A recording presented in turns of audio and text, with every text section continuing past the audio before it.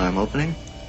We have an eye, sort of a nostril, 2 teeth. One of the teeth has a small cavity. Close call, folks, but I think we got here just in time. Presented by Maria Menounos and Kevin Undergaro. This is Anatomy of a Movie.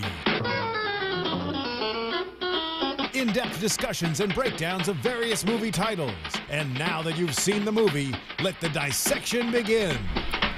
Hello everybody, welcome back to Anatomy of a Movie, where we dissect films in all of its parts. Today we are doing The Maze Runner. Woo! We are excited. I'm your host, Marisa Serafini. Joining me, we have a full panel today. Well, that music's epic. Introduce yourselves. Hi, I'm Roxy Striar. Very excited to be here and getting pumped with this music. Yeah, they're trying to pump us up right now. Hi guys, this is Sara Stretton. Hey movie fans, it's Demetri. Yes, we're all here. We're excited, and if you haven't noticed, the signs behind us, Movie Talk Nation, which is Anatomy of a Movie, is going to integrate into a bigger entity. MTN. Yes, Movie Talk Nation. It's a humongous network where we talk movies, and we are definitely going to talk about this one. First of all, overall impressions, what did you think? Roxy, we'll start with you. I really enjoyed this movie. I thought that there were some gaping plot holes. It didn't seem to bother me as much as some, but I thought it was entertaining, and I didn't want to look away from the screen. I jumped. I loved it. Love is a strong word, but I really, really enjoyed it. Okay, Sarah. I'm not going to tear this movie apart because there were moments and sections of the film that I really liked. If this is a franchise movie, obviously, and I love franchises, this is one of the only initial movies that I'm not pumped to see the second one. I don't.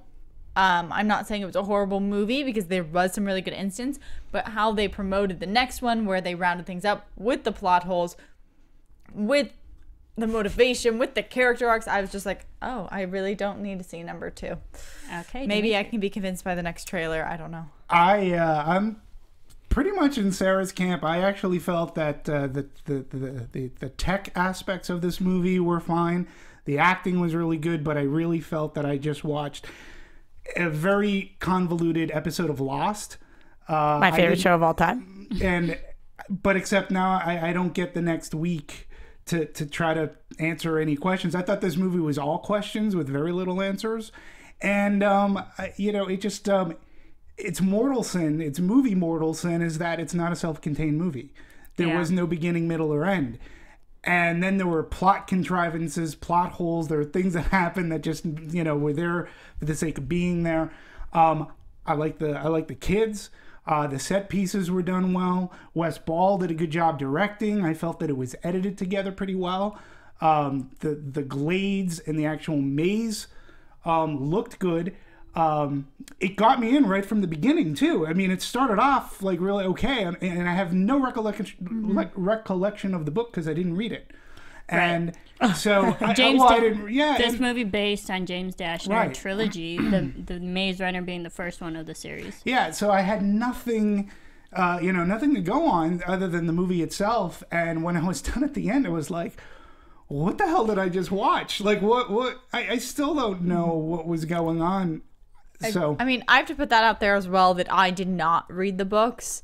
I think the books sound very interesting. I'm not saying that this movie would deter me from reading them because I'm still interested in it.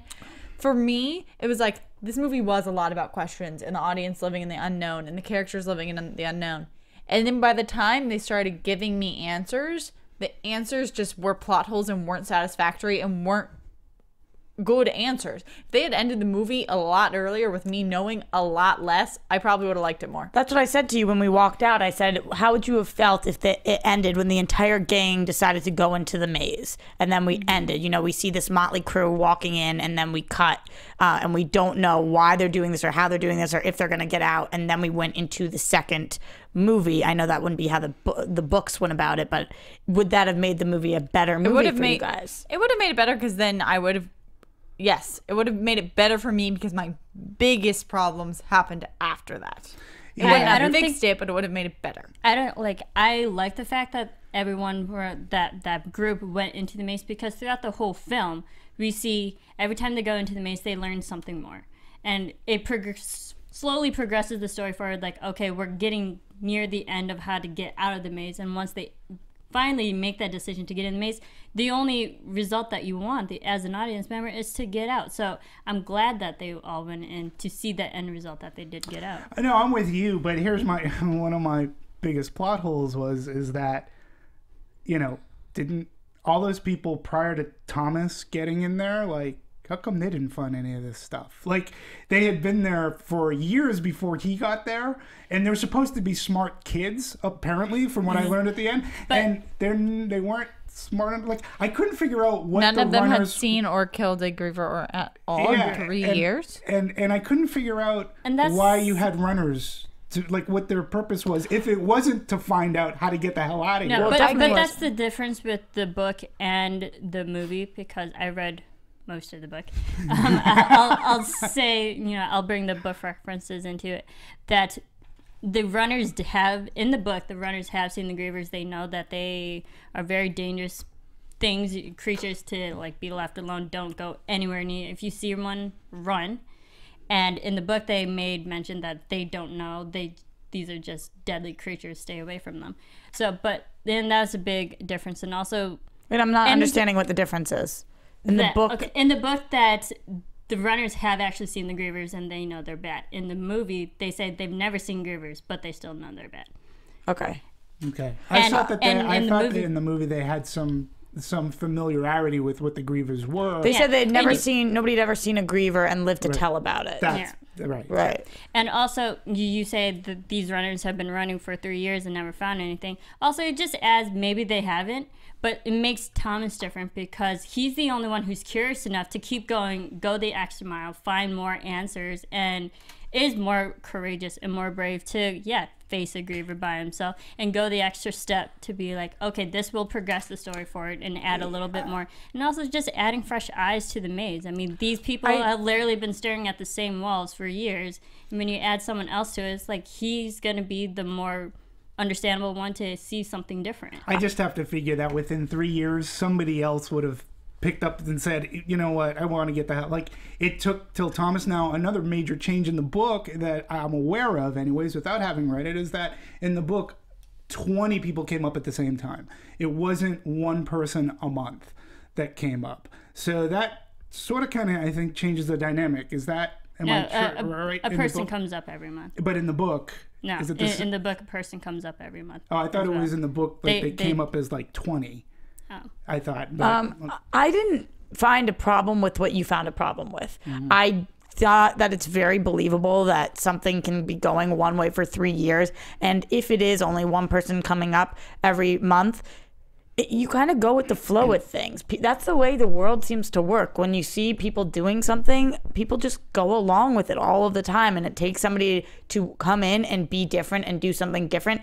It happens all of the time in life. But they're always getting somebody different in. But people starting with movements, you know, there are people who go in and they don't want to cause waves, you know, because we have all of these other guys in there. You've got Albie, who's been there since day one, and he's kind of saying there were dark days. You don't want to go against the grain. So if you're a newcomer, maybe you just say, okay, I don't want to go against the grain. And yes, I do think that the runners, their goal was to try to figure out a way out, especially if you look at the way that they mapped the maze. That was an insane moment for me when you saw that they had placed all of these things. They so literally detailed. Mapped. Yeah, it's not like they weren't doing anything. They literally mapped. I mean, so think about what you're saying. I challenge you to get into that maze and map every single wall. But think about what you're saying. So they were smart enough to map it out, but they're just dumb enough to not figure out. To not kill a Griever. That's the point. They only could get past a certain point if they killed the Griever. That's how the key opened the thing. None of them had killed a Griever. Look how hard it was to kill that Griever. I understand. I'm not saying, but you figure, again, 3 years is a good hefty amount of years. It is a good amount of time. They were able to like map it out the way that they did. And I'm like going, okay, but yet that's as far as they ever got. Like they had, like, what are you a runner? Like if you're not taking those extra steps to do, and it took Thomas to be the person to bring this up, and then that brought everything up in arms. And I get it. That's to move the plot along. It was just one of those things going, why did it wait until Thomas? Like, didn't anybody else have the sense to go, you know, we have all this great information and intel that we've spent time and risked our lives to do. There's got to be another step. We've got to figure something out. But Thomas didn't know he had to kill the Griever. It kind of was accidental.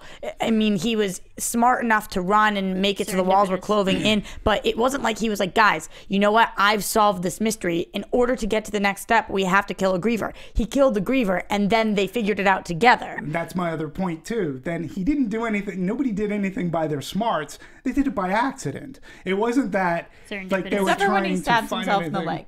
I'm sorry? Except for when he stabs himself in the leg. What do you mean? So he could get his memory back. Again, well, it's a good thing they sent that girl up with 2 vials of serum.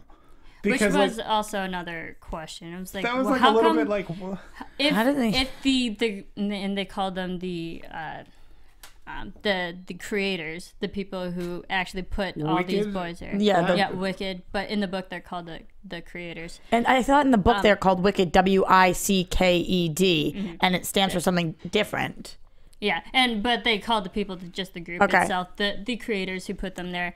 That my question is, if they were there the whole time and they know that these people are dying, don't you think they would have sent the antidote serum earlier? But they seem to love Thomas. They seem to be completely fine with people dying. Yeah, but Thomas is one of them. She says that multiple people couldn't make it out, and she thought that there was going to be less survivors. Yeah. They didn't need to save anyone. She didn't want anyone else to live. But the fact that Teresa...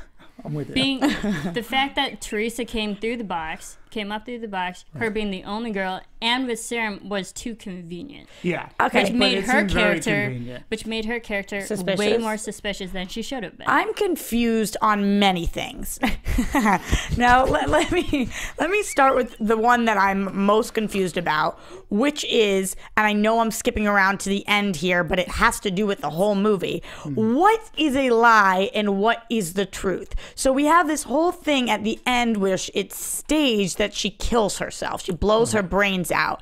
But what part of this and now? I think we even saw a body. Like, we saw a hand and a gun. We saw a body, like the legs of a body. Right. So what I'm confused about is this serum actually making them get their memory back, or is it giving them memories that never happened? Was Thomas ever really part of their crew? If he was, did they send him down? Did he sneak down? How did this girl get down? Why is she the only girl? And these might be questions that are answered in the second and third Right. book. I just don't know how much to believe. So at this point, I don't know what's true or not.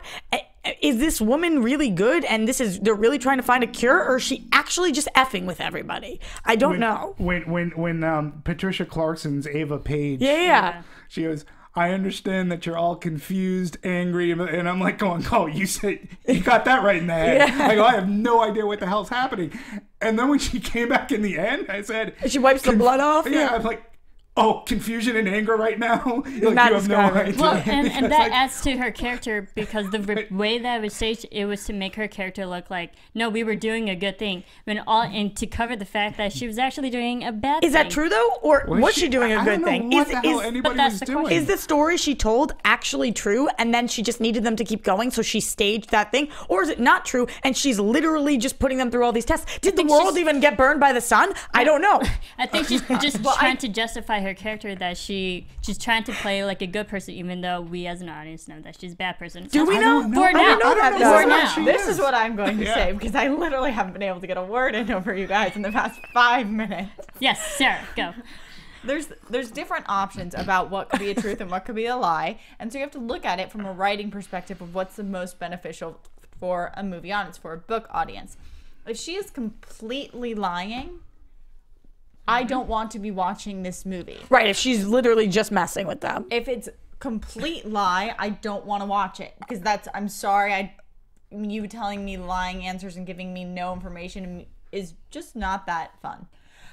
If she's telling a mix of a lie and the truth, that at least is interesting, because it provides conflict. I am learning, I am gaining where this plot is going, and if there's a point. So what part would be lie and what would be truth? What I'm assuming is that they were these kids, they were tested, they were supposed to be very smart or very skilled to find some sort of new generation that has basically been not vaccinated, but is immune to the virus that is set in this catastrophe world. I believe there was a world catastrophe. I believe they're in search of some sort of cure, and I believe they're looking in the next generation. Because without those things, like, there's no point of this entire series. Yeah, I don't. Again, it just goes back to being a self-contained movie. There was But it's not self-contained. No, and that's a problem though, because when you look at the Hobbit, look at the Lord of the Rings, the first book. Pretty much, you're introduced to characters, beginning, middle, and an end. Look at 21 Jump Street. Sure. No, well, but I'm just like, even when you're looking at Star Wars, and George Lucas had no idea. A series that's even closer, Hunger Games. Sure. The first one out of a trilogy, the first one still had an ending. Godfather. There were 3 of those, but the first one had a beginning, a middle, and an end. So Yes. there was no, its biggest sin was, and again, not being self-contained, having way too many questions than giving us answers. The plot contrivances, again, going back to the serum, that led to a whole bunch of things because, well, it's a good thing that they brought up the 2 things of serum, and boy, it's great that Albie got stung so that we could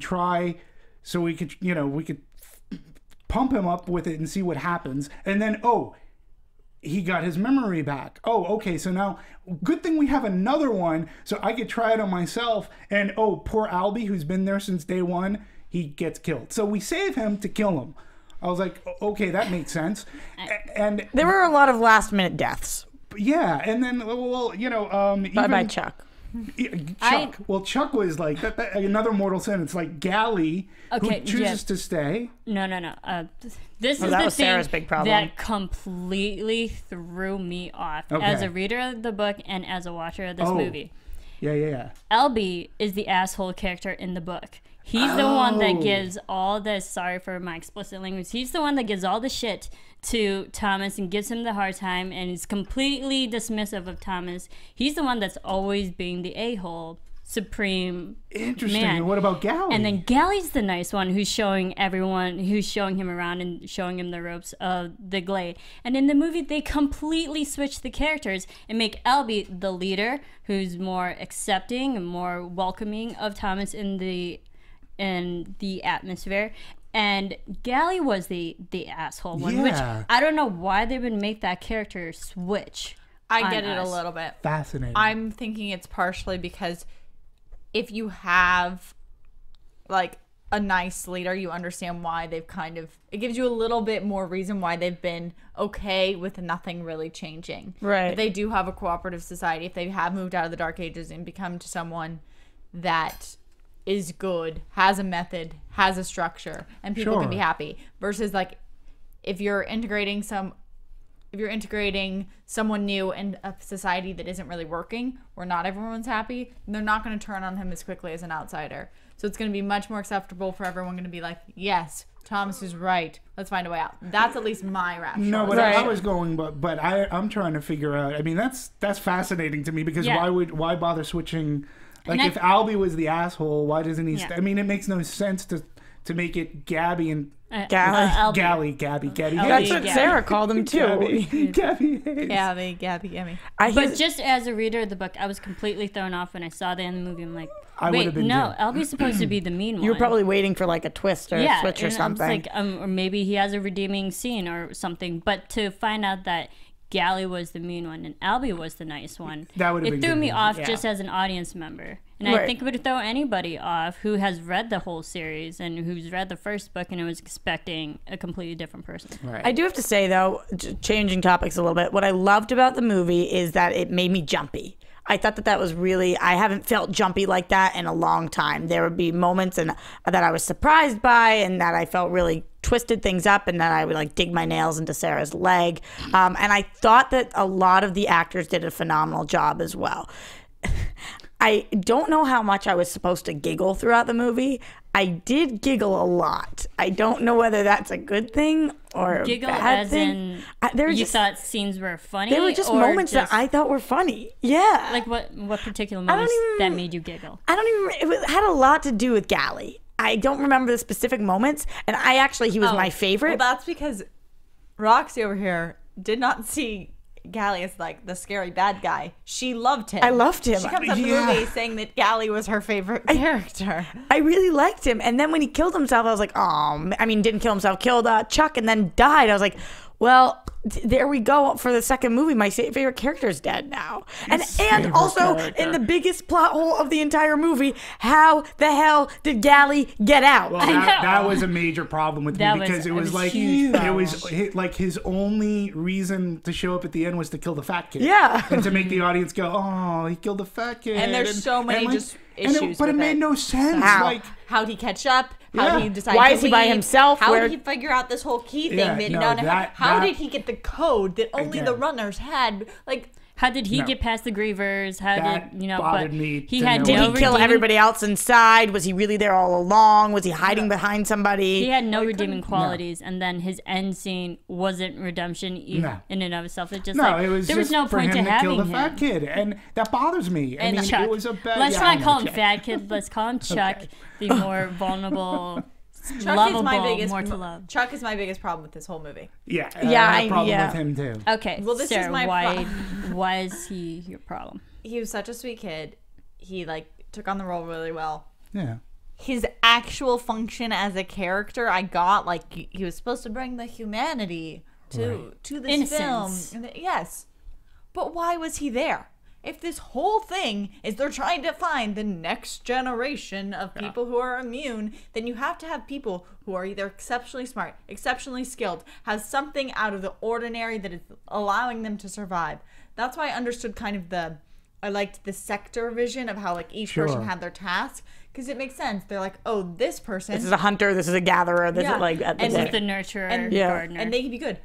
But Chuck, I wanted him to be a super genius or something that proved that he could be the key to this society. He could be why people survive, and he didn't do that. No, I agree. That's why I question whether this whole thing's a lie. That's why I question whether what she's saying is she's literally just messing with them.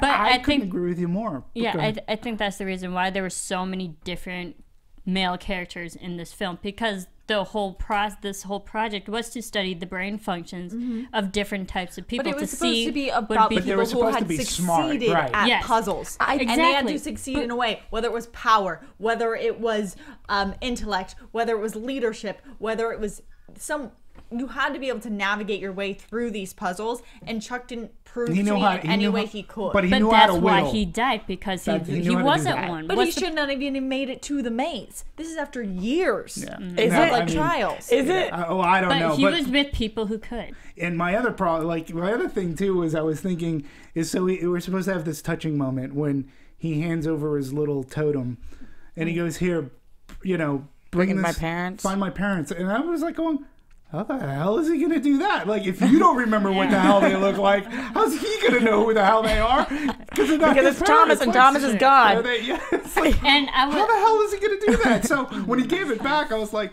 that was a smart play, kid. It's you know what? That's. But then he gets it back. So what are you going to do in your last moments of dying? You're just no. I know he's talking about before. Earlier on. Right. But you have to know, as an active audience member, that little token is going to come back in another movie and in another book. Of course, we're going to see that. It's going to at some point be a hunt for his parents. There's got to be something more with that. But just sticking on Chuck's role for a second, I did want to say that I thought the actor did a very good job playing Chuck. Sure. I just think that he was kind of given a bum character. Yeah. But I did read also that Blake Cooper, who is the one who played Chuck, that the way he got his audition, because he really hasn't booked anything before, is that he was all through Twitter harassing the director, saying, I'm perfect for this role, I'm perfect for this role, and finally he sent in his audition tape. So that kind of drive I really appreciate, especially in somebody so young. I thought that was cool.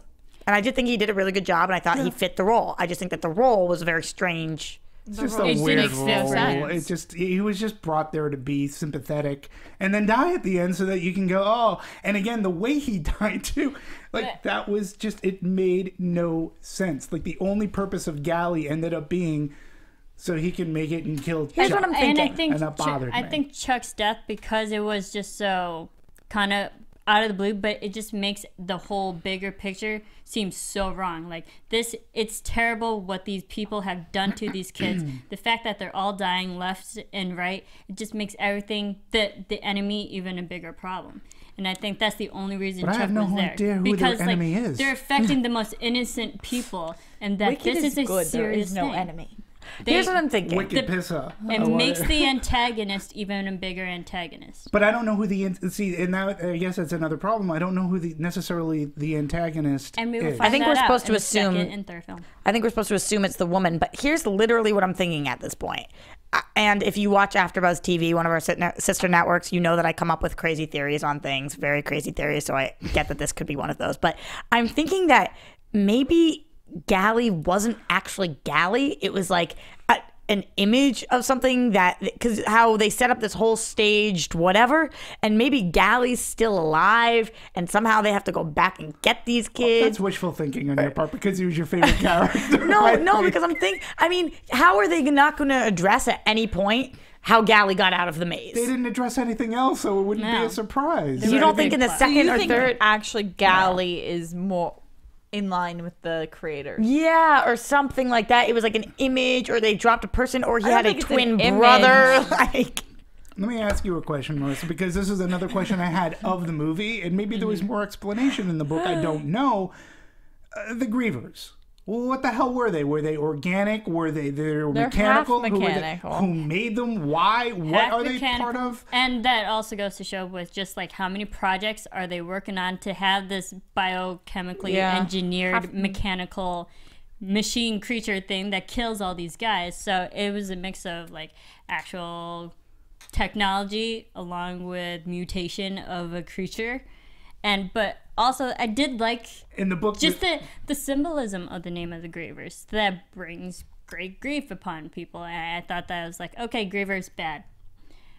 But the only question I is also just, think they were done very well. I- I thought they were very scary. Sure. I thought I they was moved It well. reminded me terrified of the of Grievers. Falling Skies, No. sort of kind of the Reavers or whatever they're I was called, terrified yeah. of the Grievers only because they had Reavers is arachnid Firefly. properties to them. Yeah, you hate the characteristics, spider and I type. could not do characters. I was like the first one. I'm like, oh my goodness! But once I saw them in like actual daylight, I was just like, okay, they're not that bad. They're just. And when you add the mechanical aspect to it, I was like, okay, they're more machine than I rather liked the big mechanical tarantulas, aspect. You know? I liked the mechanical aspect. Yeah, I thought they were And- done and- well. And can I somebody agree. tell me where the Glades are and how did they get to be the Glades? The Glade. Like the Glade. Yeah, I was like going, The Glade in okay, the so center. we got to come up because this elevator goes up. Yeah, the Glade, where Yeah. everybody was living. yeah. the But center yet- of the maze. The center of, but who built that? Like, how did the Glades? Like, what are the Glades? Well, we Like, find what- out it was all artificial staged Yeah. because every time someone comes up in the box, quote Mm-hmm, unquote, that the creators also sent supplies up with food and all this stuff to keep sustaining their life and in the Glades. So it's just like a lot of different things. But Okay, then, but it if was they can do that, artificial. but it was because I couldn't figure that out because if the Oh, I thought they spread like is- gave them like seeds and then they like planted them. We I have didn't to. know. But it was an artificial stage. But yeah, it was an was. artificial stage, which is also confusing because we have to assume that they sent the girl. I don't know if they sent Thomas or if he like jumped in and did something, but we have to assume they sent the girl because she came up with the vials and with the note. This is the last one.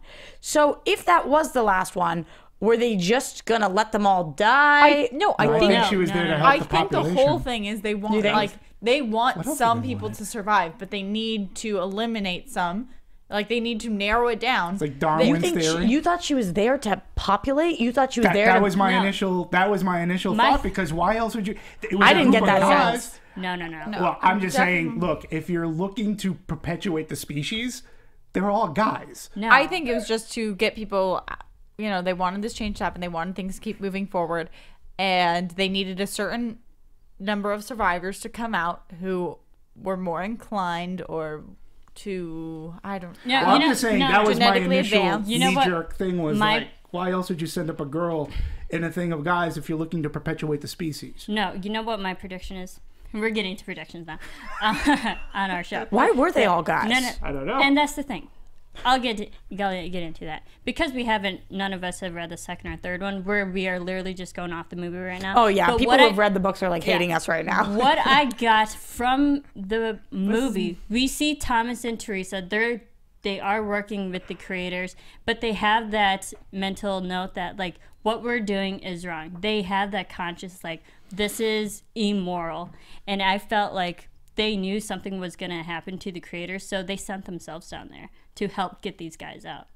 But why would the creators go along with sending them down there? They didn't send themselves down there because the girl came with the vial and the note. No, I don't think the creators, because it seems like Thomas and Teresa, they knew what was going on. They were going to rebel against the creators, and something happened to the creators because we saw that like Maybe people were there's taking one person over. on the inside, part of the creators, who's on their side. Yeah, people maybe were taking over the creators, and I think Thomas and Teresa found a way to send themselves into the maze to help these guys to get Teresa out. clearly didn't send herself in the maze because she came with the 2 vials and with the note. So if she came with the 2 vials and the note, she didn't send herself in. But Thomas, I think, might have sent himself in, and then Teresa convinced them to bring her in for some reason or whatever. I agree with you, like, Sarah. The creator sent, or another thing is like maybe Thomas tried to rebel and the creators weren't having that, and so they sent Thomas in as like a punishment, pretty much like, no, we get rid of you, you're going into the maze. And then Teresa somehow found a way to get into the maze to help get Thomas out. I agree that there's somebody on the inside, Sarah. But for that to happen with Teresa, I mean, the only thing everybody who comes up from wherever the hell they come up from has lost their memory. Okay. But they get to keep their name. Right. And yeah. Weird. But Teresa comes up without her memory other than Thomas. She doesn't know anything else. Everything else she's forgotten, but Thomas. She knows her name. She knows it's Thomas. Okay, so she knows her Teresa's name. But she doesn't know. But again, there has to be a process that. How do you put yourself in that process and then know you have to go into that box and then hit the up button? No, I think she was definitely put in there. Yeah. As, either someone's on the inside or they sent her themselves. Yeah, but I don't think she sent herself up. It's just very, very confusing. Herself, I think we're going to get answers. Maybe. Volunteer. Okay. I think Thomas and Teresa, they knew what was going on. They knew what everything they were doing was immoral. And but why were they doing it then? Why? How did they become part of Wicked? When they were are they kids or they grandkids? This discussion is all pointing to is that this movie didn't answer questions. It might be sufficient for a book reader because they know what's coming ahead. As the movie audience, it leaves people with far too many questions, far too many plot holes, and a little bit of a headache. I disagree. I thought it was a little bit of a prologue, or we just watched. It would be like, I was thinking about this, it would almost be like if you started off the entire Star Wars saga by watching The Empire Strikes Back. So if you had no previous knowledge of who these people are, and then that movie ends on a cliffhanger, you'd sort of have an idea, but then you'd be like, well, what the hell? Like, there were, and again, I relate it to Lost, because it's the kind of crap that Lost did every week, and they still didn't come up with answers to the end, but this had no answers at all. Okay, well, first of all, I think that it was, you're thinking about it as Lost. The director pitched this when he said this is Lord of the Flies meets Lost, so you're right on target then. I was like, this is so Lord of the Flies right now. Sure. All guys striving to survive. I disagree, however, with the point that I get what you're saying, that this conversation brought you to that point, and this movie made you not really want to go see the second movie. I, on the other hand, have enough questions answered. I have a million questions. I have so many, but I love that. I'm thinking about all these theories. I love letting my mind run wild, and I'm so excited to see the second one. It's just like every answer they gave me was bad. I don't care because I didn't get anything. Bad in what way? Bad in that, like, oh, this is what's going on with the Earth. These are the people who are the next generation. And then me being like, that's your next generation? Why? Like, stuff like that. It's there like wasn't enough resolution. No, they gave me an answer. The answer to this was, these people are in the maze because we need people who are genetically advanced. Wait, can we talk about that for a second? They didn't show me that they were genetically advanced. So that's not this. I don't know if that was the sense that I got. Let's talk about why these people are in the maze. They're in the maze, supposedly, if you go off the fact that this is truth. So let's just say what she was saying was truth. Because there's a virus that has infected the brain that they now is wiping out the population, but there's something about this generation that's able to fight the virus, and they're trying to test them with these games. Advanced. Because they're more advanced. They're trying to test them with these games to figure out what it is. They've been doing games for years. They've succeeded through them, and they went through the games, and now they have to put them in some sort of high pressure situation where they can monitor their brain activity. Okay. Yes. But this is our last best chance and hope for humanity. So why don't we create these monsters that can kill them off? Why isn't Because the monsters that can kill off will whittle down to the So ones it's who Darwinism. really deserve. well, yeah, it is But- Darwinism, but but- then why isn't the woman's brain being flesh eaten? She's not part of the generation. What did you say her name was? Ava. Ava. Yeah. Why is she okay? I don't know. She just hasn't gotten the virus yet? I don't know. She's protected, or is she lying? And there is no, and the world is perfectly fine, and literally she's messing with everybody. I don't know. See, but if that's the answer, then I really don't want to watch. But that's where the immoral questions lies. Like, why did they even start it? Were they at the beginning of the whole virus? Were they the ones that created the virus that wiped out half the humanity? Well, didn't they say it was we got scorched Something by about the the sun? sun, yeah. They got Yeah, it was a solar flare, but I don't know. I was just like, But again, I even was I don't so even confused. believe that. That's what I'm saying. I don't know. I don't know. But what I also, again, love about this movie is the fact that a lot of times we come into anatomy of a movie and we have discussions and they're great. And I'm not really trying to understand anything. I'm just like, oh, I love this movie. I want to share my thoughts. But I love that I'm confused and I'm asking you guys what's going on, and you guys are also confused, and we can throw out things and whatever. Like that's really what I feel like when a movie does something like that, where you're asking all of these questions. For me, I enjoy that. For you guys, maybe not so much. I don't mind being confused in a movie so long as at the end of the movie there's an end. Like especially if we know going into this that this is the first of a trilogy. Okay, and, Right. and they did a good job marketing this. Like I knew going into this movie that it was a book. And that it was part of a trilogy. And the second one's I knew already that. slated to come out Next September year. 18, Right. 2015. 2015. I do have to say, just to make this clear, because I don't know if I have made this clear yet, I thought that the ending was god awful. I didn't know. Oh yeah, Okay. I thought that the ending was abysmal. That's how I just got. I think that the ending was literally. I don't know what they were thinking, but I really enjoyed this movie anyway. So I'm on board. I'm ready for the next one. But yeah, I mean, the ending, I don't know why. I don't know why Yeah, they did that to yeah. us. See, and again, I thought again when we saw Patricia Clarkson come up again, and I was like, oh, okay, I'm finally gonna figure out where we're headed Right. and why all this happened. She shoots herself, and then when she shows up again, I was like, what the hell just happened? Like, what's happening here, and why? And then Would you rather her have shot herself and then not come back? yeah, Would that have given you more answers? no, but the No, movie didn't because give me she's the answers one at that all. she's the one that again gives the exposition. But to off yourself out and to give an exposition not enough to have the audience members still understand what's going on, Right. we have to have her come back to explain more. So, I mean, I'm actually glad that they brought her Yeah, back. but she that it didn't was I'm explain staged. fine with her more. bringing her back. It just I didn't get. It would have been fine if like her initial exposition speech was completely false, and then we got the real one behind Right. the cameras when she came back. I'd have been like, oh, that was you messing with. This is what I really know. Right, but now we know nothing. But now, like, she came back and, like, kind of told us a little bit and kind of didn't and kind of, like, was like, oh, they are still hopeful. And then you had- it, like, was like, Everything's gonna change. And then She's you at the had helm of all the this. helicopter guy. It's like, oh, this is a good thing. yeah. But she's at, They're like, she's get at ready. the helm of all I was of like, this. what is going Yeah, on? I was- yeah, As I Sarah got like a headache. massages her face, the headache is seeping in. No, I had the same headache. I walked out of that movie going, and again, the set pieces I thought were fine. They worked. The maze running itself. Yeah, The set I will of say the the maze. technical aspects of this film Fine. were amazing. We will Absolutely. definitely get into this. I think we're all at the we're just questioning the actual storytelling. Yeah, no, Right. I mean- questioning. Yeah, Talking about the storytelling, can we talk about the individual characters a little bit, or are we doing that? sure. Let's do that. I mean, Okay. you already heard my beef with Changing Galley and LB. You already Still heard my confused beef about with that Chuck. one. And Yes. and you heard how much I love Galley.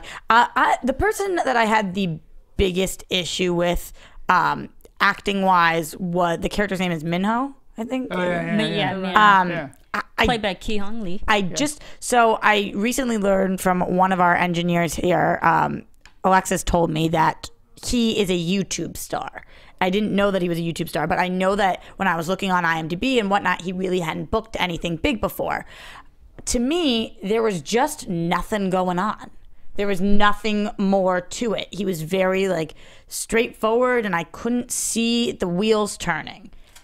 Did anybody else have a problem with him or I think no? it was not my favorite. Yeah, I liked and disliked him. I liked him because he was the most informational one about the actual maze, and he Yeah, but that's a character thing, not no. He explained the things that we as an audience needed to know, what the maze runner's job is, what he's been doing his whole time there. Sure. That I liked. The thing I didn't like about it was how vulnerable and weak of a person he was. He was kind of a wimp. I mean, every time he went to the maze, and he did not come across brave or courageous and whatnot. I'm like, how the heck did you even become a runner in the first place? When you know you're going to be facing against Grievers and going into a completely mind-boggling maze. And then all the other runners quit too. Yeah, I had to big be problem stuck with there that too. in the night with Thomas, and you're running away like a little, biatch. And I'm like, how the heck did you even become a runner in the first place? That's what I was trying to say. Like, a runner should have the Thomas sensibility of, like, the reason why they're runners is you're physically fit to do it. You have a brave sensibility, and you can work out like problems like a maze, like a puzzle like that. Right. And if you have to do that, like, you've got to be someone who has the fortitude to be able to do that. You're somebody who wants to go skydiving. You're somebody who wants to do all these things. Yes. And this is my problem with this also. You know, when we see Albie and he's hurt and he's getting carried by this character, and everybody's like, and Thomas is like, we got to go help. And they're like, we can't enter the maze. Literally, if two of them had just run in and grabbed him, then they could have just gotten him out. Like, what do you mean, like, we can't enter the maze? Is there a force field? Like, and where are these runners now? Go sprint in and get him. That's your job. But see, that's a Gabby thing, because they set up Gally, these rules. it's Gally. Gabby, I'm sorry. Gabby. We're sorry. Goober. I love Gally. I apologize. Gally's my homie. See, Gally was so stringent and so dead set on the rules that maybe Albie had set up. Albie set up from the beginning. But was Albie a runner? Albie was not a runner. Well, Albie so is what the the only hell was one. he doing in the maze? Because Albie can do whatever he wants because he was the first one, and they said in the book, Albie was the asshole character. Right. He's the one that's I know. What I'm talking controlling about. everybody. All right, so was Gally a runner in the book? No. But Gally wasn't in the maze. I guess he was because he came out, unless it's his twin. Yeah. Which you Gally can't count it out. Oh, my hair hurts. You can't count it out. Okay, can we talk about Newt a little bit? I like him a lot. Newt is adorable. Game of Thrones Newt. Yeah. No, and he was probably my favorite. Yeah, he was sensible when he said, right, you need to be punished, we'll do this, but then you also should be rewarded. I just was like, oh, Newt, you get it, man. He gets, and again, he knows what's right and what's wrong. Right, and he knows there's a gray area. It's like, if we got a guy who can try to figure this out, let's give him the support to do that. I also find that it's funny that apparently a majority of the actors and actresses were British, of British descent, yet he was the only one to keep his accent. Yeah, I was talking to Sarah about that. That's sort of kind of funny to me. I think it's because, at least when I look at this cast, the two names that I'm most familiar with are Thomas Brodie-Sangster and Dylan O'Brien. And how I know Thomas from Game of Thrones, in which he does have an accent and is known for having a European cast, or they're very heightened language. He's an established. So that's part of who he is. So I think it's not distracting that you have a British actor. Oh no! Versus some of the other kids, if you did turn this into like a British movie, I get it. It's a little bit multicultural too. Yeah. They seem to have like different backgrounds, but it was ironic, and even he in an interview pointed out that is funny.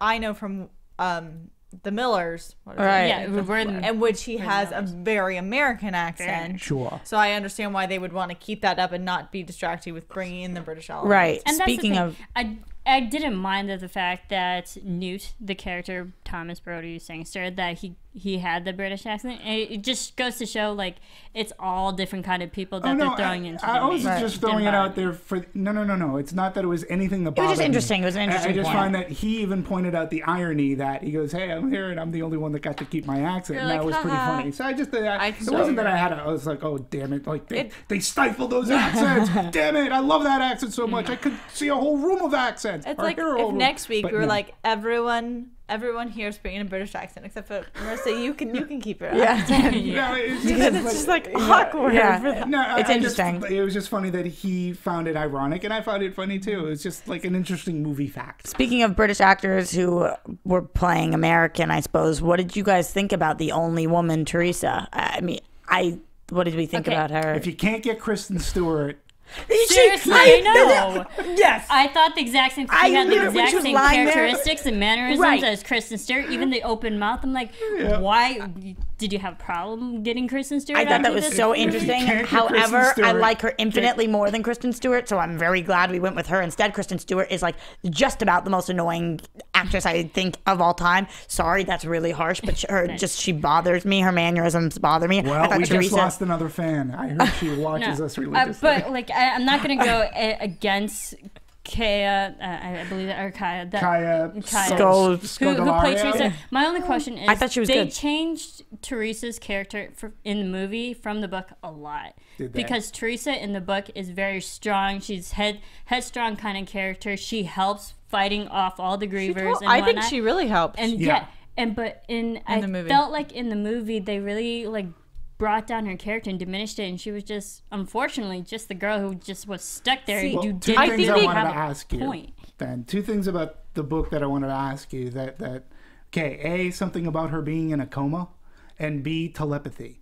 Yeah. They completely dropped the telepathy aspect in the movie, which I don't mind. Because I don't know how they would portray that. There's so many things that's already going on that I don't think it would have been. It would have probably executed made me well. more confused. Yeah, But- but I don't think it honest. would have been executed well. But it would have made me think they were twins. When you say the thing about a Are they coma, twins? I'm assuming when you say the thing, I wonder if they're siblings or whether they're dating. I don't know. But when you say no, the thing about the Thomas, coma, Teresa, the names are very similar, so it begs the question. You know, are they Are they siblings? twins? Are they Yeah, questions? absolutely, and they did have the same nose, so which is just something I noticed. You asked the question about the coma. I'm assuming you're talking about you read something on IMDb or on a it list was, of. Yeah, I found this thing called Differences between- five things we loved about the movie, and they were comparing it to the book, and one of them was apparently her character was in a coma. In the book? In the book. See, was that the time that she was still knocked out? Marisa would be the one to ask this. That's why I was asking, And because that's my question because I do admit like there's a lot that happens in the book, and which gets explained more in the second. yeah, and third because one. it says here, Teresa doesn't spend time in a coma. Teresa's coma was a source of mystery and suspense in the novel as the author introduced a new character, a girl no less, and then left us without any answers to our innumerable questions, which I feel the movie did the same thing. This worked well in the book because this became a tipping point for Thomas when he truly began to realize a lot more what was going on than he initially thought. So I don't know. I don't know. And also from the film aspect, they changed around a lot of the scenes, the actual order of how things happen, because in the movie Teresa came fairly later, more so in the middle of the movie. In the book, she came almost immediately after Thomas. Oh, really? Yeah, one or two. So it was 2 days versus 3 days, I yeah, think is what I read. One day like passed in the book. So and then because in the film Thomas became a runner and then Teresa came. In the book, Teresa came and then Thomas became a runner. Speaking to the Teresa aspect as a character and as a strong female character, I think that actually the scenes were there. I just don't think that they were given a ton of the attention. My examples of this are like one when she's throwing all of the stuff down from the That was a tower. fun scene. Oh, Yeah, I'm that was sure funny. there was more than that. Like how she got away from them, how she ended up there, like all this stuff that established her as resourceful. Yeah. And as smart and as You mean in the kind of- book there was more? I don't know. And as a force to be reckoned with. Like, she had the machete, she had her fruit, she got up the tower. Obviously, how that happened is interesting. Yeah. On top of that, she was the one who threw, like, the fire alcohol And Right. at the at griever. the griever. Right. And when she was as an offering, she kicked the guy right in the balls. Yeah. And it's just like, it was there. It was did. there, but it I wasn't know. like a huge attention. just like you It even- wasn't played It up. wasn't. Even, like- we didn't get the lines or the things being like, she's different. She's one of us. She helps as much. Did you see what she did? There was no like actual like good job. Yeah. We got no. She got no praise for recognition. her. Like the scenes were there, the actions were there if you were Right. looking for them, but it wasn't really pointed out. It was like, is this what all girls are like? No. They wanted to be. It should have been like, Some, wow, this but- person's amazing. Like she can kick our ass. You know. Well, I felt that she was capable enough to handle herself. But they didn't. Again, within the context of this movie, they didn't give her or really anybody like we couldn't. I couldn't figure anybody else out. I couldn't figure you what mean the hell. lack of character arcs? Lack of everything. Yes. I I'm- mean, arcs, they weren't even bows. Like they were, I was just trying, I wanted something. I wanted to like, who really is our protagonist? Who is our antagonist? Who are they fighting against? And why are the Glades, and how did they get How there? is And why this can't everybody affecting live at the them? Glades? How have if they they have water changed? and like What they have can they grow plants? learned? Who are they as people? Yeah, I agree enough that the arcs weren't completely there. Another thing that we briefly touched upon that I'm gonna have an issue with is I am seeing sexual tension between these two characters, and if they end up being siblings and I'm like rooting for them to make out, we're gonna have a problem. Well, I have Luke and Leia. Luke and Leia. Totally. Yep. Luke and Leia. But that would make, I mean, for siblings, you're going to have that natural attraction towards each other. So that makes sense in the... What? Not in the sexual way, but like as a person... Come again. Okay, no. Oh my God. As a person, you have that natural attraction towards like this, similarities. I just in can't get on the the page that you're on. She's saying, This is an anatomy of a body. okay, Kidding, I think what we're I'm getting joking. at, there, can we go with a bond No, I instead know, of I attraction? know. Attraction. Let's bond, go with yes. there's Let's an go that innate way. bond between But you brought siblings. up the names Thomas and Teresa and how they are They're very similar. So yes. I didn't even look at them as siblings until we brought it up here in this conversation, because I actually thought, because the way that they were via the flashback, it looked more like there was a bond. It wasn't brotherly, sisterly bond. They were looking at each other through the glass. through the glass, yes. It's like Great Gatsby. I sort of kind of felt, yeah, you're right. I mean, I didn't see them as siblings. And if they end up being siblings, And if there were, say, what do they call them, fraternal twins, where you have twins that Yeah. look a little like Luke and Leia, like maybe there is that. Maybe that's why there The was telepathy. in the book, Telepathy. the telepathy. Thank you. That's how you That- pronounce Maybe it. that's why there was that in the books. Yeah. But they never had it in the movie, so we'll throw that out weird. because I don't know what's going on between them. weird. I don't know what's going on with any of the characters. make out. Okay, you know what? Let's talk about the cinematography and the editing. The overall visually, this movie was stunning. Wait, I absolutely agree. Just one more thing on characters before we move on is that I one thought more. Thomas did an amazing job. I thought he yeah, was he great. was good too. None of us As- mentioned him. I thought he did a great I job. think he- Yeah, and yes. he almost didn't get the role. Yeah, right. Westball didn't want to Because of his haircut. because of his hair. Yeah, and, he was too- Played by whatever. Thomas No, played he by was Dylan fine. Mulvaney. I didn't really have an issue with performance, in the movie at all. I just it was more the characterizations in the script. I think I liked Thomas more in the film than I did in the book, honestly. Oh. Because in the book, yes, we know that Thomas' character, he's very curious and he's asking all the questions that the audience are asking. Yeah. But in the book, it came across as a really annoying child in a way. You know, when like a little toddler would be asking an adult, why this, why that. When I was reading the character of Thomas, it was very much in the same way. It's just like, okay, now you're just... Well, that's Yeah, a good question. Then I'm gonna ask: was there an age disparity from book to screen? Like, were they No, younger actually. were they younger in the novels? No, they're the Okay. same age. Like Game of Thrones. No, because in the book, I believe they're teenagers, and in the film they're 16. So Got very it. teenagers. Okay. Sorry, we can move on. I re- just yeah, wanted to reading- say that I thought he was great. But I just just to finish that off, I liked how Thomas he asked enough questions to the point where everyone else already there were just giving us the answers that we were asking.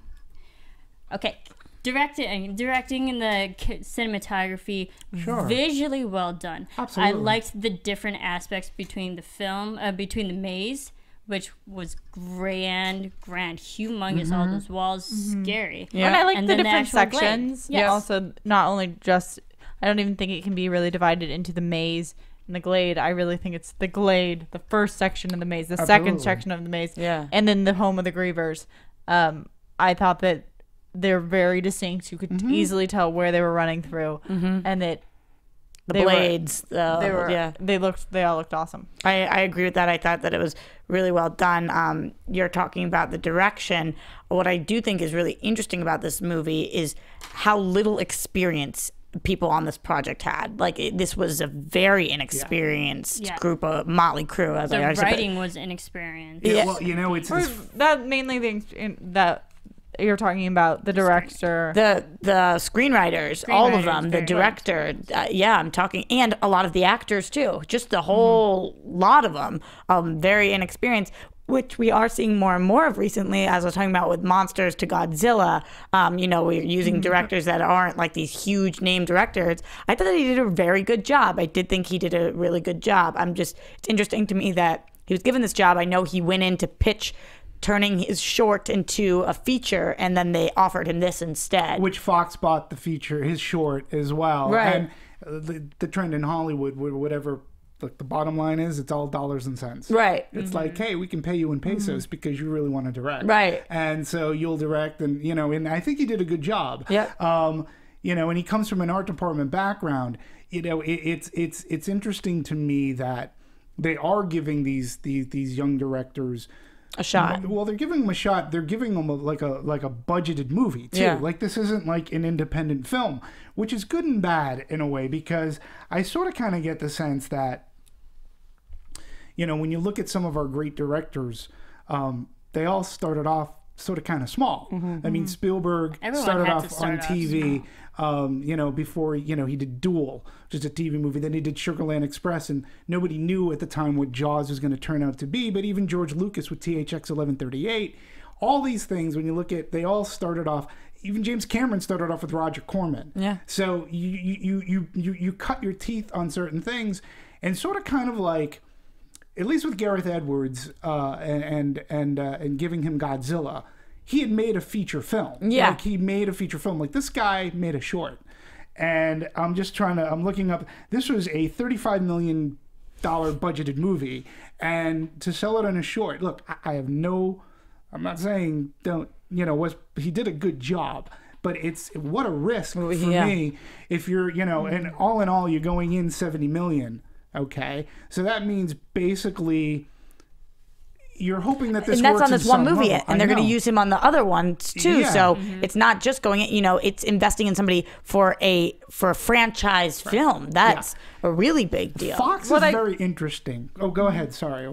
No, keep going. No. This is a sidetrack because I think we're talking a lot about, yes, we have Wes, who is inexperienced. I think a lot of what makes this movie seem like big budget and makes it look amazing is actually the special effects team. Yes. And who's involved in there, and the companies they used, and I'm sure the people they brought from those companies were very experienced. Clearly. Yeah, no, Like- and Dan Zimmerman is an editor, is an experienced editor.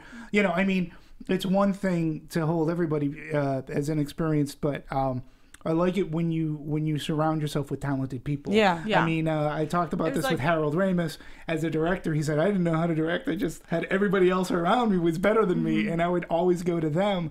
Where do I put a camera? And they're like, are you sure you want to put the camera there? So you have to rely on that. And he had a good crew. And so much of this movie, at least the parts that I liked about it, were the suspenseful parts.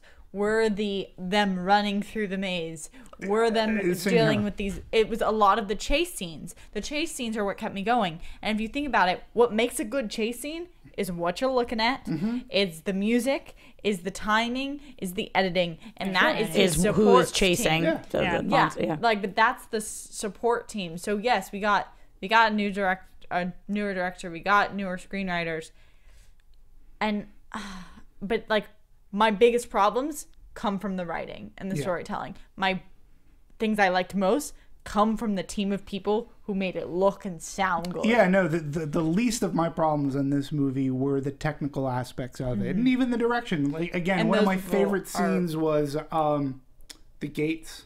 I forget what they The call blades. The Blades, blades, yeah. not the glade. Yeah, the blades. Like, that was a really well. And they were all done closing scene. and they're So running well by done. each other. That was Closing, really opening, cool. and they're running and again, to get the selection of shots, and this is where special effects, this is where editing, but directing too, because he knew, and of course I'm sure they pre-vised it out. It's like, okay, I want a shot from here, then I'm going to need a crane shot from up top, and I want these things to be turning in a certain way, and then he's going to, at the very last second, he's going to have to come on through so they're in the same path.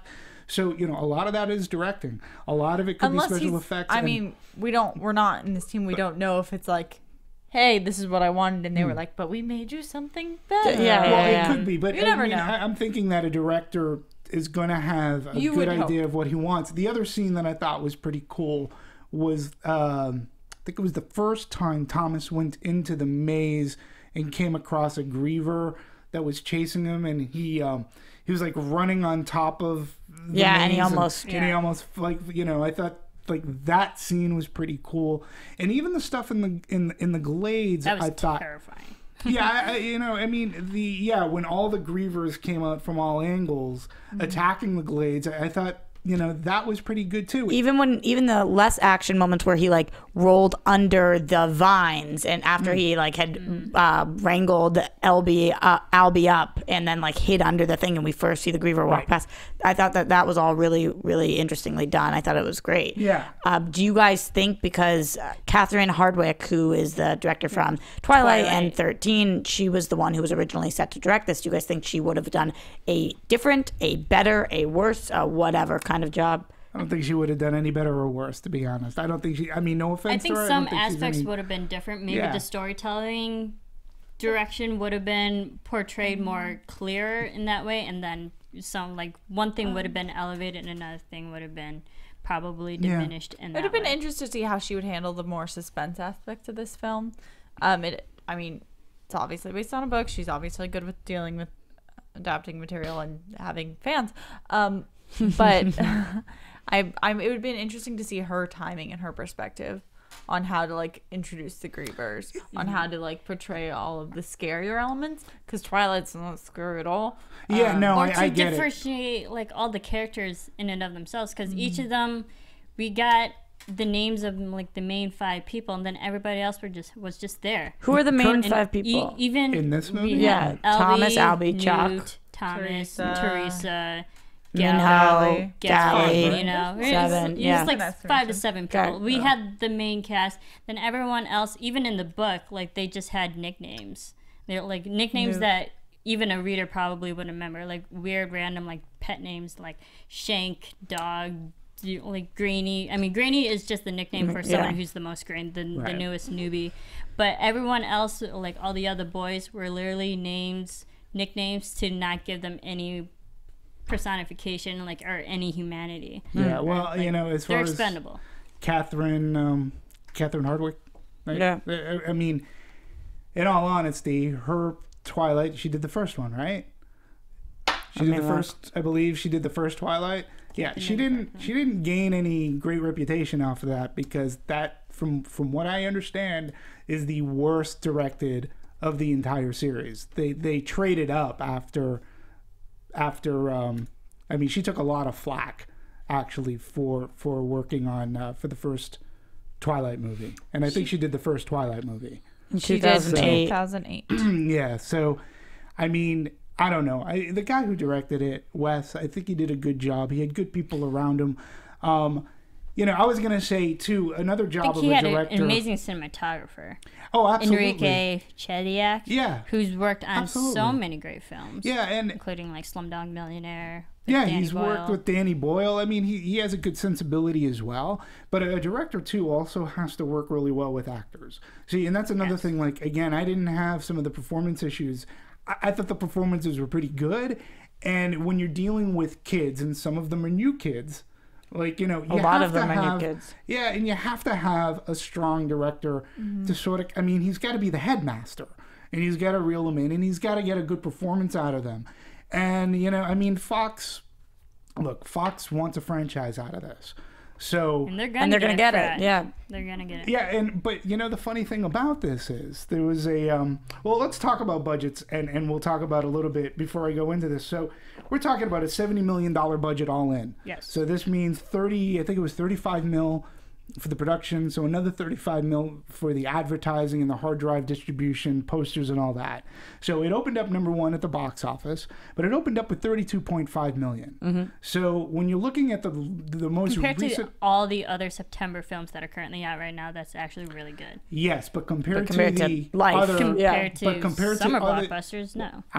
I'm only going to compare it to, I'm going to compare oranges to oranges. Yeah. And I'm going to say compare it to the most recent crop of young adult novels that have been made into movies is very on the low end. It's not close to what Divergent did. It's not close to what Hunger Games did. And, you know, their total gross is around 40 million, 40 plus. Their worldwide box office is 90. So again, I think that maybe like Fox is looking more for the international audience, because 40 million, I mean, we'll see how it does this weekend. You know, we have a rated R movie coming out, a heavy R, and then we have a G or PG rated kids family friendly movie. So it'll be interesting to see how it comes out. Now, I did find an amazing article that was in Forbes magazine, and basically it says, is Maze Runner does Maze Runner mark the beginning of the end of the young adult craze? And they talk about the gross and how it relates to even like it did 33 million, and that would give us the biggest opening of any movie since August 8th, which is Teenage Mutant Ninja Turtles, which brought in $65 million. But also, Okay. Teenage Mutant Ninja Turtles is a very established franchise that's been out for decades. This is what I'm going I to say. understand. If you look at the top, I believe it's the top 5 young adult adaptations. We just, I was talking about this the other day.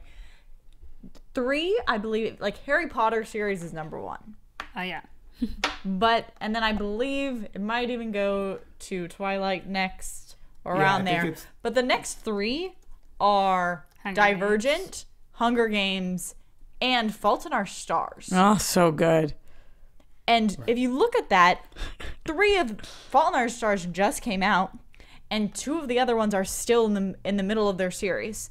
So I don't think it really. Stars is serious? No, No. but it's No, an it's individual. individual. But Yeah, you're it's not winning. gonna- But This it's is in the saying- top 5 young adult adaptations. This is saying it went Harry Potter series, then went to Hunger Games, then To Kill a Mockingbird, Fault in Our Stars, The Hobbit, Catcher in the Rye. Young adult Young ad- adaptations. Oh. Young adult adaptations will Oh, include yeah. To Kill a Mockingbird. Okay. And, So just Harry Potter, Hunger Games, Games. Fault in Our Divergent, Stars. Fault in Our Stars, It was like Twilight. Lord of the Rings. But what I'm saying is that Yeah. the article's saying this is the end of the young adult adaptation, or could be. Well, it's saying, could it mark the beginning? And it's funny that you say, And I'm saying that I don't think so yet, Well- because we still have 2 huge money makers in the middle of production. no, but here's the thing. And there's always books being And here's written. what it's saying is that when you look at it, Maze Runner is the biggest seller, accounting for more than 50% of early ticket sales. But to put that number into perspective, 33 million isn't fantastic opening weekend, especially for a movie that has franchise potential.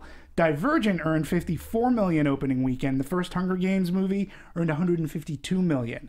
So we know that Dominated. We know that Hollywood is like always chases trends, right? But also, question to add to that: is it because of the star power that helped add to that? You know, the great opening weekends for those films. I don't think Because for Hunger Games. I think that was the Hunger beginning Games of a made- lot of careers. Yeah. Wait, but keep going. I want to hear what you're but saying. okay, so you know, a movie like Maze Runner feels like the same old thing if you haven't read the book, especially hitting theaters on the heel of yet another dystopic future film, The Giver.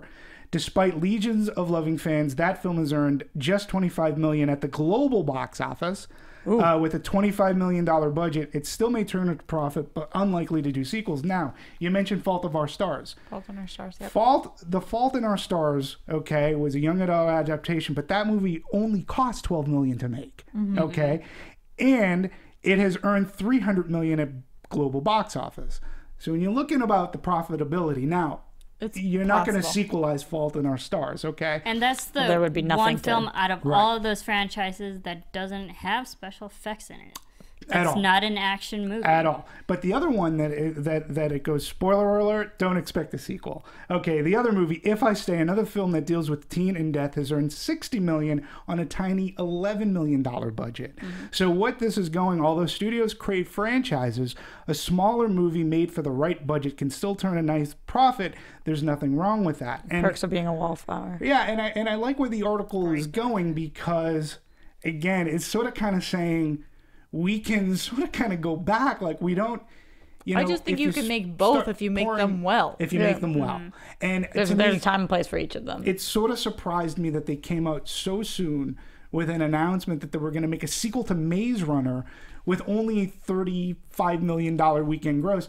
But it leads me to believe that they're paying more attention to foreign gross, that they're not necessarily making it for us 'Cause here in the States. Worldwide, this movie right now, as of September, it's already at the 90 million Yeah, mark. it's like That's what I'm 90 saying. million. Well, it makes sense, and especially for the format of this movie. Right. I'm curious what you guys think about. I know we have mixed opinions on whether you feel like going to see the sequel right now, but let's be honest, we're all going to go see the sequel. That's what we do. If we're going to talk about yes. it, yes. I But think I'm we not, have to I'm not looking understand. forward to Exactly. it. So- if we're talking about it, Okay, I'll see it. I- If See, I'm not the, looking forward the to it. difference I is don't know. you, Roxy, you want to see this.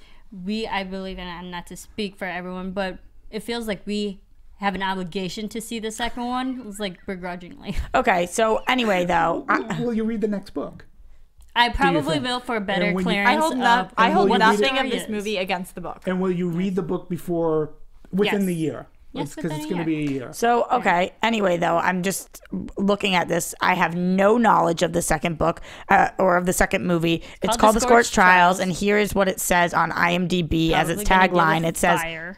here's what it says on IMDb as a tagline. It says, the main kids have escaped, but now they face an even more treacherous challenge on the open roads of a devastated planet. So at the end of this movie, we did see this like weird structural thing. Destroyed city. So I'm assuming Destroyed that's city. the devastated planet. That planet, I'm assuming, is Earth because that's where this takes place, if I'm not wrong. Could be Planet of the Apes. Totally. I mean, are we just going to You know see how I the feel. same movie again? No, Except It's fire. a different location. There's going to be Scorch. a lot of fire. I in think we're sequel. led to believe they're going to be dealing with fire mazes compared to an actual. Oh, I think they're going to be dealing just with like like battles. fire. We They're are actually gonna have to need- fight Fire trials. Here's what we need. We need Lots of answers. arson. The second movie, we cannot wait till the third movie for answers. We need the second movie to start with something. And would Of- you agree that a second movie, a second book, right? Part We of a know trilogy. it's- We know are it's already conditioned, set. but we are conditioned that the second is going to end on a cliffhanger. I mean, we're always. I mean, that's the way we're Because the conditioned first one today. ended on a cliffhanger. Right. Well, and everything in that- general. you know, in And the second general, movie always ends we're on a cliffhanger. second It's in so a hard, trilogy. In a though. trilogy. It's very difficult, though, because if you compare this to Hunger Games, which theoretically you should very easily compare this to Hunger Games because they're both trilogies and they both are like bizarre circumstances, but they happen on Earth. You know what I mean? It's like real people in crappy Dystopian. situations. So if you look at this compared to Hunger Games, I mean, I'm just the biggest Hunger Games fan. I love Hunger Games so much. This doesn't touch it with a candle. No. But, No, it doesn't. But if you don't compare it, I think that it was a decent movie that I really enjoyed. But I will go with this with Hunger Games, and not that I'm like the hugest Hunger Games fan, especially when it comes to the books, because I hated the third book so much. But at least in Hunger Games, at least in the first two movies and in the first two books, they gave me a character with it. She was female, and I didn't care. They also created the But world. they Yes. created and you the knew what was world, going on. But they Exactly. created a character. They created a protagonist that I could follow, and it doesn't matter. And that an the- antagonist. Right, and it doesn't matter whether that character is male or female. They built a strong character who I'm going to follow, that I know that I'm going to be going through. In Don't you Maze guys think Runner- that Sarah should be Katniss for Halloween? Keep Yeah, going. sure. Yes. I think the I thing. don't think that Maze Runner had that. No, and that's the You great wouldn't follow difference. Thomas? The Oh. Maze Runner I'd had follow him two. anywhere. The Maze Runner had two established groups. We had I'm sorry, Hunger Games. Goodness, Hunger Games had 2 established I was groups. gonna So you say, had the people. We had the people at the Capitol. We know that they're the bad ones. We're not rooting for them. We have the people Down with in all the government. districts who are fighting for their lives. They're the ones that we're rooting for. They're 2 separate things. And then Maze Runner, we just had these groups of people that we're rooting for. And we don't really know who the big bad is. So I didn't know it's who I very was different. rooting for necessarily. And You weren't rooting for Thomas? You didn't feel No, like I you were rooting didn't. for him? Oh, I was so rooting for that kid. So dreamy. you know, well, there you have it. So Okay, we should my- leave on that. But I do have one other interesting thing to say, because we're talking about budgets and we're talking about franchise. But one thing that I do find interesting is that on Rotten Tomatoes, Yes. 63% Cinema score, is A-. A-. What do we think of that? really well. Discrepancy. That's a huge discrepancy. well, I don't think it's like it's not so much a huge discrepancy from critic to. I mean, we've seen bigger discrepancies from a critic point of view to a cinema score point of view. But what we are looking at is who is cinema watching score this? polling that's coming out of the movie, and like I'd love to know I'd love to know whatever. I mean, the breakdown is not that. I mean, again, a good movie should be a good movie. I'm just curious. I was even more shocked to find out that it was a 63%. We just did a movie just prior to this. This Is Where I Leave You, where it was in the rotten. Yep. And 43%. That was 43%, and we're like, "What the hell are they doing?" And so Those this are one's completely different Audience films. score, by the way, on understand. Rotten Tomatoes is 79. Yeah. yeah, and- IMDb for this movie is 7.6 yeah, currently. which is fascinating to me. And it also goes to like even the critics, like what about, we talked about, and This Is Where I Leave You, critics hate everything. And I'm wondering, like, if I walked out of this movie and I was like, this thing has plot holes, and I talked about what I had problems, my issues with This Is Where I Leave You. On this one, what are they not missing? Like how do they give this 63%, which I think is still in fresh? Like, it's just weird to me. Oh, it definitely is that still they in fresh. liked. I think that. Demographics are who are watching those films. Yeah, but So what are you Completely giving different this? from What this are you giving this? Oh, I give this a 1.5. Like, out of what? 4. It made me angry. Ooh, and we don't want to make I you think, angry. I think It what made me people angry on are this. liking about this film is that technically and visually it was executed very well. I really liked it. Should we be Storyline, asking not for so more? much. Exactly. That's what I Storyline, guess not that's what so I much. always go for. We should, and I can forgive. I mean, I'm looking at. We talked about This Is Where I Leave You. Regardless of its screenplay and what I thought, it was entertaining and I thought it had charm. I had a This harder movie time with didn't that fit. movie than I did with this. See, this movie, just like the plot holes, the contrivances, all this stuff bothered Sarah, me. I to had no end. problems has- with both. Okay. I also have problems with both, but I have bigger problems with that. Although the genres are so different that So that different. is apples and oranges. Again, for sure. I'm not comparing genres. I'm just talking about quality of a movie. Like in this movie, again, we were all talking how it doesn't make any. I'm just talking about I'm not comparing genres. I'm just saying this movie. We just talked about how it's confusing, how it's not standalone, how it's plot holes to drive a ton of buses through. Okay, to add to know. that, in fairness, This Is Where I Leave You is one book. It's an individual. It's not part of a franchise. This one is. And we know that there are more books, more story to add to that, so I can understand why this movie would still leave it very, very open-ended, have a lot of plot holes that we wouldn't understand. I get it as a movie, individually, it should have had a beginning, middle, end. This movie didn't have that. Yes, that's the part that we need to focus on, because I get that it is from a book and I'm not going to know everything, but I have watched so many franchises, so many TV shows based off books, so many everything that are based off books that don't leave me leaving the theater going, nope, don't want to know that much more. Yeah. Yep. And that's how this one left me. Yeah, I left and really I could care less when So the I sequel think comes out. this is when we agree to disagree. Maybe. So long, farewell. Thanks for all the fish.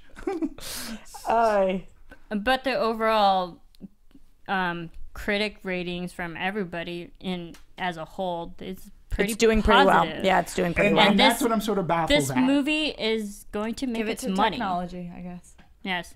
I guess. It already has I mean, made its money. Yeah, this movie's making its money and it's going to make more. Do we think the second and third film is going to do better than I'm this very one. nervous. I'm very nervous about the second film. Second one's already slated. If Well, the it got second an one A doesn't, minus, though, if it got an A-, that means that those A-, they're gonna go for the second one. no. I'm just nervous about the content of the second movie. Like I'm saying, if they're waiting to the third to really let me know what's going on, I'm not into that. I'll hold off, baby. I will hold off till the second, but I need to know. Give me something. Yeah. So I'm excited for it, but I'm nervous. Yeah. Okay. And One thing I did love about this film, to just wrap it up, the music and the sound editing. Oh yeah. So well done. Those Grievers were scary as all hell. Yeah. I didn't know what the hell I would they were. not want to be chased Why the hell by they were one of built? them. Like, why did you want to do that? But yeah, no. Again, the technical aspects of this movie, I didn't really have take any much issue with. I thought it looked fine, and I liked the set pieces that were brought up on the big screen. Now, I did see this too in the XD format, and it did look amazing. I mean, when they showed those wide shots from the Glade and you saw the maze, the wall, and that was Did any amazing. of you see this in IMAX? I didn't. I saw it in the XD. That's as close as the IMAX. Party foul. Party foul. All Demetri ever does is see it in IMAX. That's all I did. I mean, come on, Demetri. Well, This is- XD. All XD right, is the XD is IMAX. good. But overall, I think we all had a lot of problems with the storytelling, how they executed that visually. Yes, spot on. Yeah. Story writing, screenwriting, I think it might have just been a reflection of inexperienced Team Maze screenwriters Runner. from adaptations. But overall, where can everyone follow you to keep talking about films? Demetri, you're on Twitter. Yeah, that's turning out great. At DMovies1701. And I just throw out, listen, the tweets I throw out are all movie related and things that I find cool. For example, just the other day, I found out a breakdown of the opening shot and scene in Back to the Future, and it's amazing. It's so cool. One of the You're best movies. amazing. Well, That's a great thank trilogy, you. too. And that That's a great trilogy. That movie, again, as near perfect a script as you'll find. Yep. Beginning, middle, and end. Self-contained. All right. Sarah, you do not have a Twitter. Hashtag Sarah go to Twitter. Roxy, where can everyone follow you? You can find me everywhere at Roxy Striar. Yes, and you can follow me on Twitter at Serafini TV. Even though we talk about films, you can follow all of us here at anatomyofamovie.com, and also check us out on Movie Talk Nation, because we're going to be integrating to even a bigger place where we talk movies in all of its parts, pretty much. Welcome And to Movie Talk Nation. Follow us on Twitter at Movie Anatomy. Thank you for listening and staying with us to dissect it, and we'll probably be back for the second and third film. I will be hope here. so. I will certainly be here. And it should be Movie Talk Nation. Talk on. Yes, that's Talk true. on. Talk on. So definitely check out our other dissections that we have in the future. Thank you all for listening. We will see you for our next dissection. See you.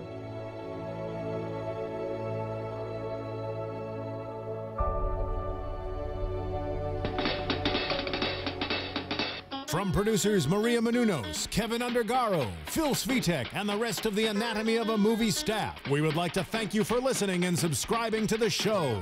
If you have any questions or comments, feel free to email or tweet us. I'm Sir Richard Wentworth, and this has been Anatomy of a Movie.